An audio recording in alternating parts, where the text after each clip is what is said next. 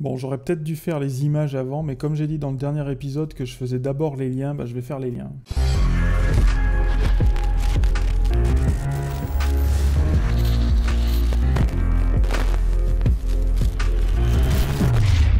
Salut les amis, salut à tous, on se retrouve pour une nouvelle vidéo, pour un nouveau tuto HTML5. Ce tuto fait suite à deux autres vidéos, la première sur la création simple d'une page HTML et le deuxième sur la structuration du texte dans une page HTML, donc je vous conseille de voir au préalable ces deux vidéos pour aborder celle-ci, sinon vous n'allez rien comprendre. Aujourd'hui, on va voir comment mettre des liens dans une page HTML. Donc on va réouvrir le logiciel qu'on a utilisé la dernière fois qui est Visual Studio Code. Pour cette vidéo, on va repartir de zéro, comme ça nous permet de revoir les éléments qu'on a vus dans les tutos précédents. Donc on va créer un nouveau fichier HTML, donc je vais faire File, New File. Je vais d'abord commencer par l'enregistrer. Alors cette fois-ci, je vais un petit peu ranger ma chambre, puisque la dernière fois, on a juste fait un fichier qu'on a posé sur le bureau. Pour l'instant, je reste sur le bureau, mais je vais quand même créer un nouveau dossier que je vais appeler site. Et à l'intérieur de ce fichier, je vais créer donc index.html. Voilà, alors là j'ai créé index.html, ça va plus vite, sinon vous pouvez écrire juste index et chercher l'extension .html qui est je sais pas où parmi tout ce bordel. Donc quand je fais fichier enregistré, c'est bien un fichier HTML qui m'a créé. Donc si je vais voir sur mon bureau, j'ai bien le dossier site, je supprime mon fichier index.html que j'ai fait la dernière fois, et donc là à l'intérieur j'ai bien mon fichier index.html. Je peux l'ouvrir directement sous Chrome, il est totalement vide pour le moment. Dans Visual Studio, je vais refaire une page HTML de base, donc on commence toujours par le doctype HTML, donc là vous voyez que ça m'a aidé, j'ai juste eu besoin de faire inférieur point d'exclamation. Donc un fichier HTML commence toujours par la balise HTML, on a le head, c'est-à-dire l'entête, avec les informations d'entête, et ensuite le body avec le contenu. Dans le head, il y a deux balises qui m'intéressent, la balise meta avec charset UTF-8 pour préciser le type d'encodage, donc c'est une balise orpheline, c'est-à-dire qu'elle n'a pas de balise fermante, et ensuite le title qui est le titre de ma page. Donc je vais appeler cette page page 1, puisque notre objectif ça va être de faire un lien entre la page 1 et la page 2. Bienvenue sur ma page 1. Pour naviguer vers la page 2, cliquez ici, d'accord? Donc j'enregistre en faisant CTRL-S, vous pouvez faire fichier, file save si vous voulez. Donc je vais rafraîchir, alors j'en ai jamais trop parlé, mais pour rafraîchir effectivement dans un navigateur, soit vous pouvez actualiser la page en cliquant sur la petite flèche qui tourne, sinon vous faites CTRL-R ou F5, voilà. Donc si je veux faire un lien vers une deuxième page HTML, la base c'est d'avoir une deuxième page HTML, sinon je vais un petit peu tourner en rond. Donc je vais venir ici, je vais créer un nouveau fichier que je vais appeler, donc toujours dans le dossier site, que je vais appeler page2.html. Voilà, alors je vais copier-coller le code qu'il y a là, parce que je vais pas m'amuser à tout retaper. Donc je vais la nommer page 2, ok. Et ici je vais mettre bienvenue sur la page 2. Voilà. Donc l'objectif de ce tuto, ça va être, quand on est sur la page index.html, quand je vais cliquer sur le texte, cliquer ici, d'aller vers la page numéro 2. Donc pour ça, on va voir une nouvelle balise, donc je reviens sur mon index.html, on va voir une nouvelle balise qui est la balise A, qui permet de faire des liens. Donc le lien, je veux le mettre uniquement sur le texte, cliquez ici. Donc je crée une balise A. Alors, il y a un paramètre dans cette balise qui est important, c'est le paramètre href. Href, c'est ce qui va nous permettre de spécifier le lien, la page vers laquelle doit aller le lien. Ok? Donc là, par exemple, j'ai rien mis à l'intérieur. Si je rafraîchis la page, alors je vois que ici, il y a quelque chose qui a changé puisque le texte est souligné. Cependant, comme j'ai pas spécifié de lien, si je clique dessus d'ailleurs, bon, il se passe pas grand chose. Si je regarde le dossier dans lequel j'ai mis mes pages HTML, en vrai j'ai deux pages qui sont l'une à côté de l'autre, donc j'ai index.html et page2.html. Donc là, si je veux faire un lien, ça va être excessivement simple, j'ai juste à écrire page2.html. Comme la page est exactement au même niveau que ma page index, j'ai pas besoin de préciser le chemin avant, puisqu'elle est exactement dans le même dossier. Donc là, je vais faire un test. Maintenant, si je fais cliquer ici, je suis bien redirigé, et vous voyez que ça a changé dans l'URL, je suis bien redirigé vers ma page 2. Il existe deux types de liens. Les liens qu'on va appeler absolus et les liens relatifs. Un lien absolu, c'est un lien qui est défini à partir de l'origine de la hiérarchie des fichiers. C'est-à-dire que là, par exemple, si je vais dans mon navigateur, donc je reclique sur cliquer ici, là, ça m'a redirigé vers la page 2, mais en fait, vous voyez que dans l'URL, il n'y a pas marqué que page 2. Ça commence avec file : parce que ça veut dire qu'en fait, je suis en local, je suis en train de lire des fichiers en local, et ensuite, j'ai c:/user, etc., qui sont en fait mes dossiers sur mon disque dur. Et ensuite, à la fin, j'ai mon bureau, desktop, le site et ma page 2. Donc ça, c'est un lien absolu, d'accord? C'est un lien absolu, c'est-à-dire qu'on part de l'origine. C'est-à-dire que je pourrais très bien copier ce lien et à la place de page2.html, mettre ce lien. Et donc là, j'aurai un lien absolu. Si je rafraîchis, donc je reviens en arrière sur la première page, je rafraîchis la page. Si je fais cliquer ici, ça fonctionne parfaitement. Alors, c'est pas une très bonne idée de faire ça. Pourquoi? Parce que mon site internet, il va pas rester sur mon bureau. Après, je vais le copier, je vais le mettre sur un serveur, je vais peut-être le mettre dans un autre dossier, etc.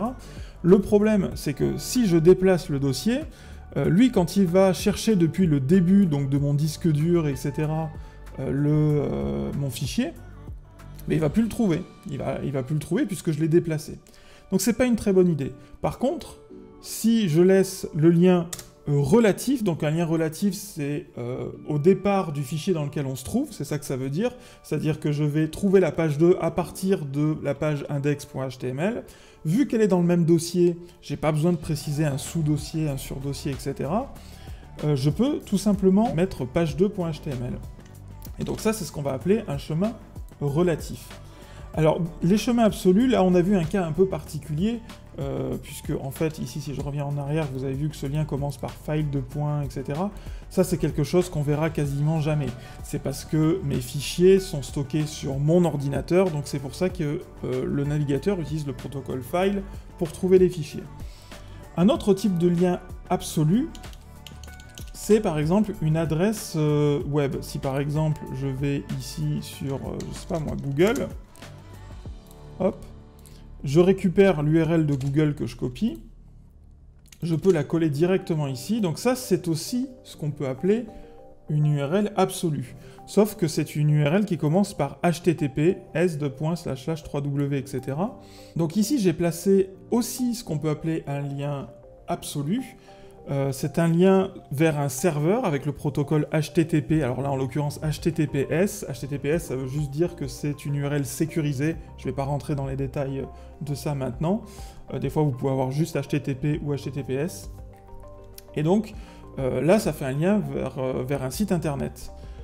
Donc si je fais le test, je reviens ici sur ma page, je rafraîchis, et quand je fais cliquer ici, ça me redirige vers le site de Google. Ok ? Maintenant, on va voir un cas de figure un petit peu plus complexe. Je vais créer un nouveau fichier. Alors, je vais copier-coller ma page 2. Voilà, donc je vais l'appeler page 3. Bienvenue sur ma page 3. Et je vais l'enregistrer, alors non pas au même niveau que mon fichier index ou que mon fichier page 2, mais je vais créer un dossier. D'accord ? Ce dossier, je vais l'appeler page, par exemple. Et à l'intérieur, je vais enregistrer page3.html, ok ? Donc mon fichier index.html, ma page 2 ici, et ensuite, à l'intérieur d'un sous-dossier page, j'ai mon fichier page 3. Je suis dans mon index, et maintenant, je veux faire un lien vers la page 3. Alors le problème, c'est que si j'écris page3.html, ben en fait, ça va pas fonctionner. On peut tester. hop, cliquez ici, impossible d'accéder à votre fichier. Pourquoi? Puisque la page 3 n'est pas au même niveau que le fichier index.html. Donc en fait, elle est dans un sous-dossier que j'ai appelé page. Donc à ce moment-là, je vais devoir écrire page/page3.html. Alors, vous voyez, ce qui est vachement bien, c'est que ce logiciel m'aide. Si j'écris page, déjà, il détecte, vous voyez, dans les propositions, il détecte ce qui est possible de faire, puisqu'en fait, il va lire dans mon dossier. Donc là, par exemple, il me propose page, voilà. Et ensuite, à l'intérieur du dossier page, bon, il n'y a qu'une seule page HTML, donc il m'en propose qu'une seule, page3.html, ok? Donc quand on veut aller dans un sous-dossier, c'est très simple, il suffit de taper le nom de ce sous-dossier, / et ensuite la page. On pourrait imaginer encore un sous-dossier, c'est très simple, s'il y avait encore un sous-dossier, il suffirait de taper, je sais pas moi, s'il s'appelle fichier, / par exemple, bah, il suffirait de taper comme ceci, le nom du sous-dossier, et voilà, aller de plus en plus loin comme ça. Donc en l'occurrence c'est ça, on va vérifier si ça marche. Donc si je clique ici, j'arrive bien sur bienvenue sur ma page 3. Alors j'ai oublié d'agrandir, excusez-moi, donc je vais agrandir mes pages, histoire que vous voyez peut-être un peu mieux. Bienvenue sur ma page 1, pour naviguer vers la page 3, cliquez ici, et là effectivement j'arrive sur ma page 3. Maintenant, imaginons que je suis sur ma page 3 et je veux mettre un lien pour revenir vers ma page index. Sur ma page 3, je vais mettre... alors je vais faire un retour à la ligne, vous vous rappelez, BR. Et je vais mettre revenir vers ma page index.html, d'accord? Et donc je vais mettre un lien sur l'entièreté de cette phrase, donc a href, ok, et je ferme la balise ici. Donc qu'est-ce que je vais mettre ici? Donc là c'est un peu plus compliqué, puisqu'en fait je suis dans ma page 3, il faut que je remonte d'un dossier, donc je vous montre à quoi ça ressemble. Je suis dans ma page 3, vous voyez, il faut que je remonte d'un cran pour ensuite préciser index.html. Donc comment on fait ça? C'est très simple, pour remonter, on met tout simplement ... Donc ... et ensuite, vous voyez qu'il me propose ma page index.html. Donc en gros, ... pour remonter d'un niveau, / index.html. Et donc là, quand je suis dans ma page 3, revenir vers ma page index.html, quand je clique dessus, bah, je reviens sur la page, quand je clique, je reviens dans la page 3, enfin bon là j'ai fait une sorte de boucle infinie. Donc voilà pour créer des liens. Je vais revenir sur ma page index.html, ce qui va nous permettre de voir quelques subtilités de la balise A. On a la possibilité de créer ce qu'on appelle des encres. Alors c'est quoi une encre? Une encre en fait c'est une sorte de... comment dire, une sorte de point de repère que vous allez positionner sur votre page, et quand on va cliquer sur un lien, la page va se déplacer, va scroller pour aller vers ce point de repère que vous avez mis. Alors c'est peut-être pas très clair dit comme ça, je vais vous montrer, ce sera beaucoup plus simple. Je vais créer, alors il va me falloir pas mal de texte, ou alors pas mal de retours à la ligne. Je vais retourner sur la page que je vous avais donnée, qui s'appelle lorem ipsum, pour récupérer du faux texte. Voilà, donc c'est le premier paragraphe qui est là. Après, dans l'absolu, vous pouvez prendre ce que vous voulez. C'est juste que souvent on utilise ça parce que si on écrit n'importe quoi et qu'il y a un client qui voit le paragraphe avec écrit n'importe quoi, des fois ça peut lui faire un peu peur. Donc là au moins ça signifie rien, donc on est tranquille. Alors je vais faire des balises paragraphes, comme ça permet un peu de réviser ce qu'on a vu dans le précédent tuto. Hop. Voilà. Donc là, j'ai créé mon premier paragraphe. Alors je reviens à la ligne comme ça pour que ce soit plus clair. Et ensuite, je vais copier mon paragraphe plusieurs fois. Je sais pas, par exemple, 5-6 fois, peut-être un peu moins d'une dizaine. Histoire que j'ai une page voilà, qui est assez longue. Et à la fin, je vais écrire un dernier paragraphe où je vais mettre bienvenue en bas de ma page.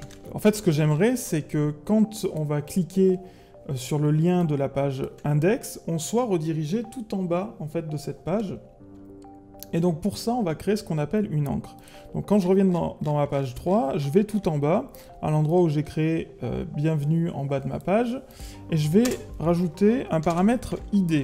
ID, ça va permettre de définir une encre. Alors ça permet surtout en fait de définir un identifiant à la balise, mais là pour l'instant on voit que les encres, donc on va dire que l'identifiant c'est le nom de l'encre. Alors là je l'appelle comme je veux, je vais appeler ça bas de page, comme ça, tout attaché, ou avec des underscores comme ça, voilà, comme ça c'est plus lisible. De l'autre côté, sur ma page index.html, je vais juste rajouter à la fin de l'URL un dièse, hashtag pour les jeunes, et bas de page, ok? Donc là, qu'est-ce qui va se passer? Donc je reviens sur mon index, et quand je vais cliquer sur le lien, vous voyez, ça me redirige directement en bas de la page. Pourquoi? Parce qu'en fait, il a essayé de positionner la page de telle façon qu'on puisse voir l'encre. Donc les encres, ça va vous permettre de pouvoir positionner la page à un niveau particulier en fonction de l'encre que vous avez spécifiée. On peut le faire à l'intérieur d'une même page. Par exemple, dans la page 3, je vais rajouter par exemple un lien juste après, donc je vais faire un retour à la ligne ici, je vais mettre un lien qui va s'appeler voir le paragraphe de la fin de la page. Et donc là, je peux directement mettre dièse bas de page. Ok? Donc si je rafraîchis ma page 3, quand je clique sur voir le paragraphe de fin de page, ça me redirige automatiquement à la fin de la page. On va voir un autre paramètre. Dans la balise A que j'ai créée, je vais rajouter un nouveau paramètre qui s'appelle target, qui s'écrit comme ça. Alors target, c'est pas quelque chose dont il faut abuser, mais c'est bien de le connaître. Il y a surtout un truc qui va nous intéresser, c'est le paramètre blanc. Alors target, donc ça s'écrit underscore blanc, comme ceci, hein. Donc ce paramètre, l'intérêt qu'il va avoir, c'est que quand on va cliquer sur le lien, ça va ouvrir une nouvelle fenêtre. Alors qu'avant, en fait, la page s'ouvrait dans la même fenêtre, et donc remplacer le fichier index. Donc ici, je reviens sur mon fichier index. Donc quand je fais cliquer ici, vous voyez qu'ici, ça m'a ouvert un nouvel onglet, d'accord? C'est-à-dire que j'ai toujours mon onglet avec ma page index.html ici, et là j'ai un nouvel onglet avec ma page 3.html. Alors pourquoi je dis qu'il ne faut pas en abuser? Si vraiment vous avez besoin de le faire, vous pouvez l'utiliser. Maintenant, en vrai, un utilisateur, quand il clique sur un lien, s'il fait un clic gauche, par défaut, ça ouvre dans la même page. Maintenant, si lui, il a envie d'ouvrir dans un nouvel onglet, il peut lui aussi, sur n'importe quel lien, faire un clic droit et cliquer sur « Ouvrir le lien dans un nouvel onglet ». Donc ça ouvrira le lien dans un nouvel onglet. Il peut faire un clic droit, ouvrir le lien dans une nouvelle fenêtre, et là ça ouvrira carrément une nouvelle fenêtre. Et il a aussi l'option, par exemple dans Chrome, ouvrir le lien dans une fenêtre de navigation privée. On peut aussi, en cliquant avec la molette, ouvrir directement le lien dans un nouvel onglet. Donc en fait, on considère que la façon d'ouvrir le lien, c'est un peu à la charge de l'utilisateur. C'est-à-dire qu'on n'est pas censé forcer l'utilisateur à avoir un lien qui va s'ouvrir dans un nouvel onglet ou dans la même page. C'est-à-dire que par défaut, il faudrait que tous les liens s'ouvrent dans la même page. Après, si l'utilisateur a envie, lui, d'ouvrir dans un nouvel onglet, il utilise le clic molette ou le clic droit « Ouvrir dans un nouvel onglet ». Et c'est lui qui voit. Par exemple, si vous êtes sur un site marchand et que vous voulez ouvrir simultanément plusieurs produits, bah vous faites clic droit, ouvrir dans un nouvel onglet sur chacun des produits, ou alors clic molette. Si le site réouvre des onglets à chaque fois, au bout d'un moment, ça peut être un peu fatigant, puisque ça va forcer l'utilisateur, des fois, à aller fermer tous les onglets qui ont été ouverts, puisqu'à la fin, on se retrouve avec un navigateur avec 800 000 onglets ouverts. Donc c'est pas forcément très intéressant. Maintenant, souvent, ce qui se fait, c'est que quand on fait un lien vers un autre site et qu'on n'a pas envie que les gens partent sur un autre site mais restent un peu sur notre site d'une certaine façon, en fait on l'ouvre dans un nouvel onglet. Souvent ça permet en fait de garder l'utilisateur sur son site, puisque quand il va refermer l'onglet du site vers lequel on l'a redirigé, il y aura toujours l'onglet de mon site qui est ouvert. Voilà. Donc c'est des pratiques. Maintenant il faut bien garder en tête, voilà, c'est à utiliser peu et avec parcimonie. Voilà. Un autre paramètre possible pour la balise A, c'est le paramètre title. Le title, il permet de donner un titre au lien. Donc par exemple, je vais écrire mon lien vers la page 3. Donc on va voir ce qui se passe. Donc si je rafraîchis, on voit que ça change absolument rien. Ce que ça va changer, c'est si je mets la souris un petit moment sur le lien sans cliquer, je vais avoir une infobulle qui va apparaître, et donc dans l'infobulle, il y a écrit mon lien vers la page 3. Il y a un autre paramètre qui est intéressant d'utiliser, c'est le paramètre tab index. Alors pour ça, on va faire plusieurs liens. Pour expérimenter ce nouveau paramètre, je vais créer un nouveau lien. Alors vers la page 2, hein, autant l'utiliser. Je vais appeler ça lien vers la page 2. Si on ne peut pas utiliser de souris, ou si on a un système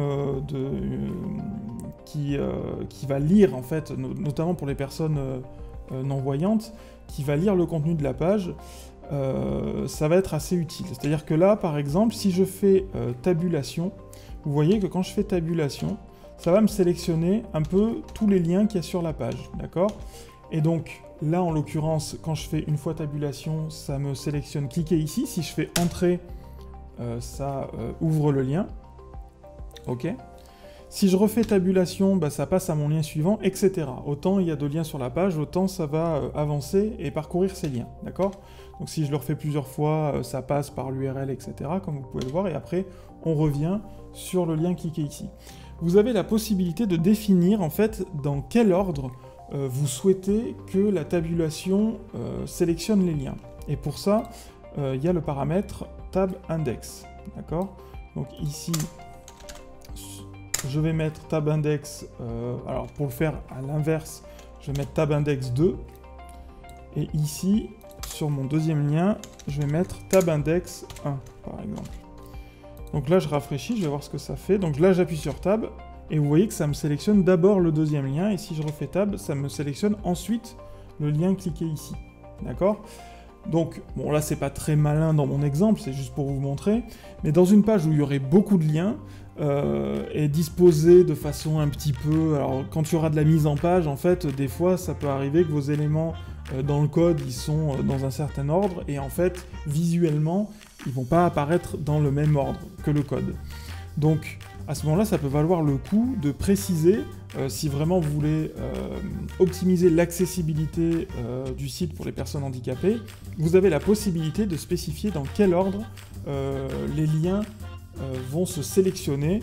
On va voir deux petites subtilités. Vous avez la possibilité, quand vous faites un lien, de faire un lien vers un mail. Comment ça fonctionne? Par exemple, je vais mettre ici contactez-moi. Je crée un nouveau lien.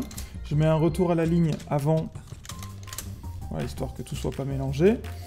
Et donc pour faire un lien vers un mail, c'est-à-dire permettre à quelqu'un d'écrire un message, on va pouvoir utiliser le paramètre à l'intérieur du href mail-to, deux points, et ensuite on précise l'adresse mail. Donc par exemple, hop, ici mon adresse mail, contact@atlantismultimedia.fr. Alors, qu'est-ce que ça va faire? Donc on va tester tout de suite. Donc si je clique sur le lien, en fait, Windows va me proposer d'envoyer un mail et il va me demander quelle application j'utilise pour envoyer un mail. Donc soit vous avez déjà défini une application par défaut et à ce moment-là ça va ouvrir l'application. Là c'est pas mon cas, donc par exemple il va m'ouvrir avec courrier. Donc si je clique sur OK, en fait il va m'ouvrir courrier et directement il va me placer l'adresse mail dans le champ A. Et donc là, je peux rédiger mon mail et l'envoyer. Alors, il faut faire attention quand vous utilisez ça, parce qu'en fait, quand vous utilisez ça, vous donnez votre adresse mail au robot qui parcourt Internet pour récupérer parfois des adresses mail. Donc en fait, à coup sûr, vous allez recevoir du spam très rapidement sur cette adresse. Là, vous vous dites, la personne ne peut pas voir le mail. En fait, c'est très simple, il suffit de regarder le code source de la page, puisque ça, c'est quelque chose que je vous ai pas dit, mais le code que vous créez en HTML, tout le monde peut le voir. C'est-à-dire que là, par exemple, vous voyez, je suis sur ma page, je fais un clic droit sur ma page, je fais afficher le code source de la page, et donc là, j'ai le code source de la page, et je me rends compte que j'ai fait une connerie. Donc c'est bien, vous suivez. C'est-à-dire que là, j'ai pas écrit HTML, j'ai écrit HTM. Voilà. et je me rends compte aussi que j'ai fait une erreur à naviguer. Voilà, vous suivez, c'est bien. Et donc vous voyez, pour le coup, j'ai fait une erreur, j'ai écrit HTML à la place d'HTML, donc c'est une erreur. Effectivement, j'ai dû faire ça sur toutes les pages, voilà. Hop, je le corrige. Pas bien. Hop, et pourtant, la page a parfaitement fonctionné. Donc c'est ce que je disais dans le cours précédent, c'est que le HTML est un langage permissif, c'est-à-dire qu'il va essayer de combler un peu les manques et les lacunes. Si vous laissez traîner ce genre d'erreur, c'est fort possible que plus tard, quand vous ferez par exemple du JavaScript ou des choses comme ça, votre page va se mettre à bugger. Voilà, c'est tout pour les liens. Merci de m'avoir suivi, j'espère que j'ai été assez clair. Si vous avez des questions, n'hésitez pas à les poser en commentaire. Vous pouvez retrouver le code de cette session dans les commentaires aussi, ce qui vous permet de pouvoir vous entraîner, modifier le code, essayer de voir ce qu'il est possible de faire. Et pour ma part, je vous dis au revoir, portez-vous bien, salut!